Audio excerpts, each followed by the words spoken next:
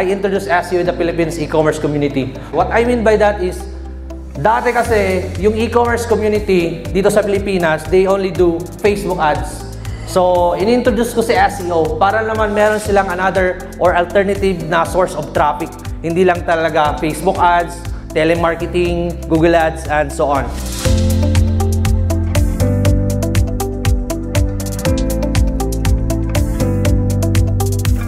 We need to understand our audience, like who is buying from you, what are their goals and hopes, what are their needs and wants.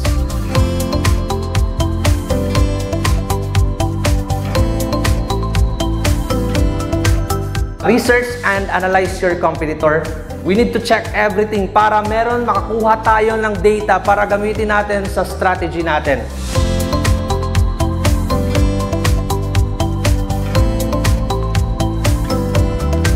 So by conducting those, checking their keywords, traffic, backlinks, sales, we can know their strength, diba? We can know their weaknesses.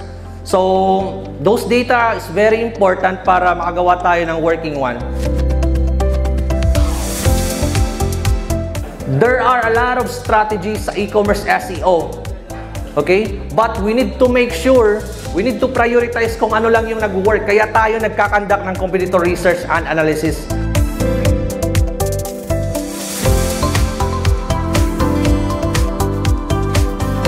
Mas maraming taong nagde-decide to purchase your product if you have a free shipping sa website mo.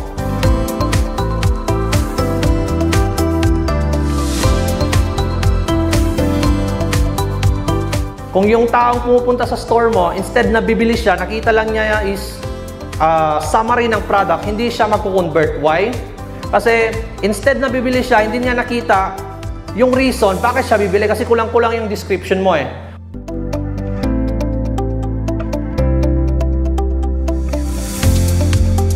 Gawa tayo ng Facebook group. Ito yung sa strategy na ginagawa namin sa brand namin and also sa store namin sa international.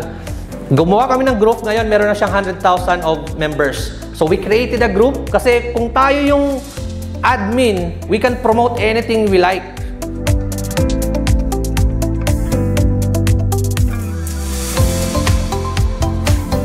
Yung mga taong malapit sa'yo or your parents, your friends, your colleagues, silang nauna yung tutulong mismo sa'yo to promote your product, di ba?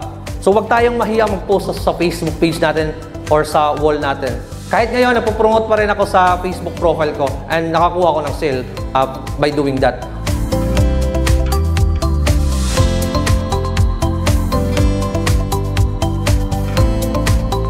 Kung bibili ka ng sponsored post sa mga vlogger, paggawan mo silang video, abot ng 50,000, 100,000, 200,000, 300, or even 1 million every post.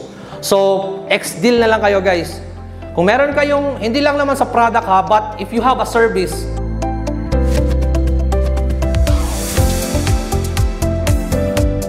it is hard work, perseverance, learning, studying, sacrifice, and most of all, love what you are doing or learning to do. So, e-commerce takes time, di ba? E-commerce SEO takes time. Hindi ka dito magiging milyonaryo in just 6 months or 1 year. So, think about long-term sa business mo na 5 years from now, 10 years from now, nag-grow pa rin siya.